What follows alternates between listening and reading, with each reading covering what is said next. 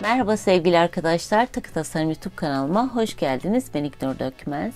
Kolay, çok şık olan bir küpenin yapımını göstereceğim sizlere. Bu küpede kullanacağım malzemeler bana BB Craft'tan geldi. BB Craft sizler için, yani kanal izleyicilerim için %10'luk bir indirim, tasarruf sağladılar.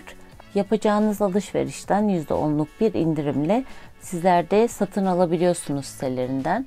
Şu an aşağıda gördüğünüz kodu yazarak 2025'in 1. ayın 28'ine kadar geçerli olan bir süremiz var. Ve bu süre dahilinde bu kodu kullanabilirsiniz. 4 milimlik kullanacağım. 2 ayrı renk olarak 0-11 numara boncuk kullanacağım.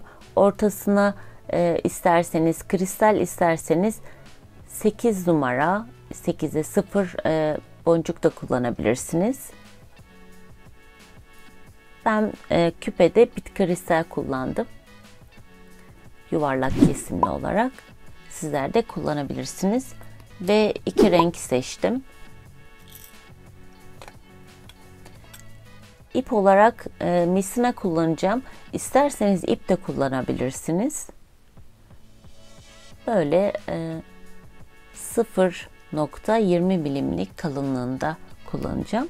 Boncuk iğnesi, makas ve küpe aparatı gerekiyor. Bu da BB Craft'tan gelmişti. Çok beğeniyorum. Çok güzel bir ürün.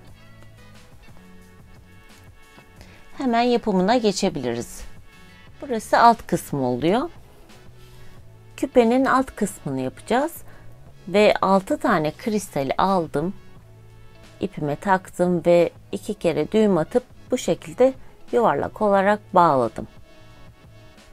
Bağladıktan sonra hemen şuradan bir tane gidelim. Bu şekilde. Sonra ipime bir tane piramit kristal, bir tane bit kristal, bir tane piramit kristal taktım ve ben buradan tersinden gireceğim. Tersinden giriyorum. Gördüğünüz gibi bu şekilde. Ve bir tane buradan ilerleyeceğim hemen.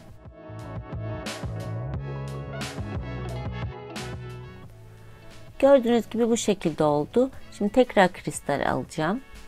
Bir tane 4 milimlik, bir tane de bit kristal takıyorum. Ve bunu ortak kullanacağız. Bu sefer bir tane eksik olarak aldık ama bunu ortak kullanacağımız için buradan tepeden giriyorum. Ve aşağıdaki kristalden geçiyorum.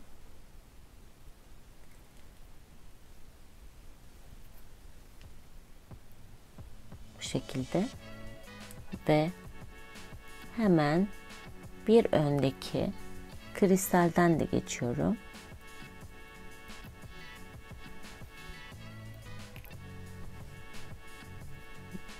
Bu ipi çekeyim, sizi şaşırtmasın. Tekrar iğneme bir tane 4 milimlik, bir tane bit kristal aldım. Aynı işlemi yapıyoruz. Buradan yukarıdan 4 milimlikten giriyorum. Aşağıdaki 4 milimlikten çıkıyorum.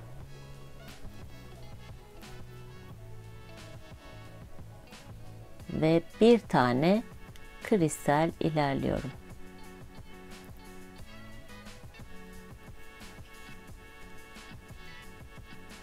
Bu işlemi sonuna kadar yapacağız bu şekilde. En altta 6 tane kristal ve bu açık olanlar da 6 tane oldu. Açık renkli. Böyle sıktığımızda tam belli olacak birazdan. Şu an buradayız. Altta ilerlemiştik ve buradan ilerliyoruz. Şimdi yukarıya doğru çıkıyoruz. Ve bir tane yine bit kristal takacağım. Ve bir tane bit kristal taktım. Buradan hemen giriyorum.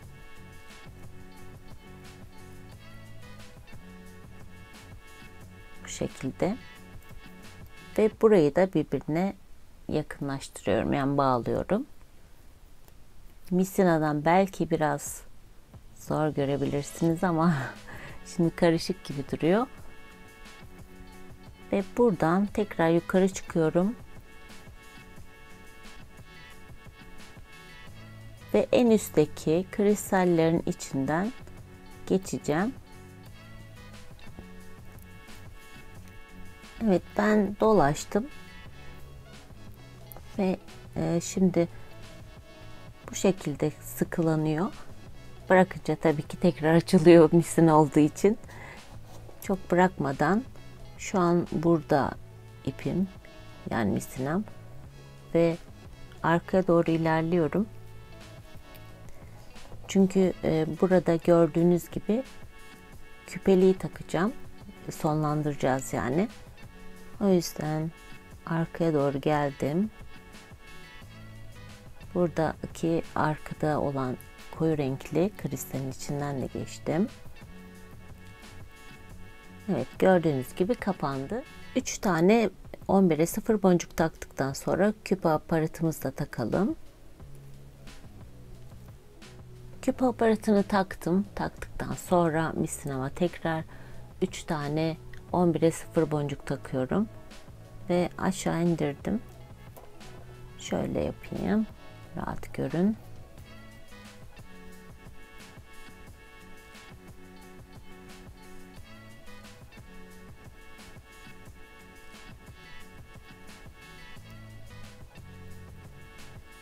Evet. Şimdi buradayız ve hemen karşısından giriyorum. Şöyle. Ve tekrar içinden bir kere dolaşıyorum. Ve bir kere daha dolaştım. Şimdi herhangi bir yerde ipi düğümleyip dolaştırıp kesebiliriz. Buradan böyle ilerliyorum.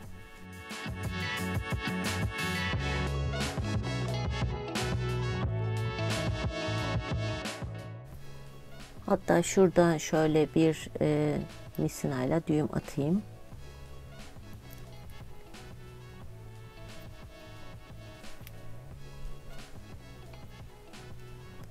Şöyle. Ve buradan ilerliyorum az bir şey daha. Biraz daha ilerliyorum. Bir tane kristal. Bir kristal daha. Ve bir tane daha düğüm atayım. Ondan sonra ipi keselim. Şöyle bir. İsterseniz iki de düğüm atabilirsiniz.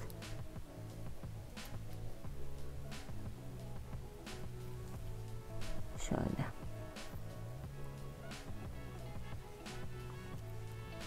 Evet, hemen ipleri keseyim.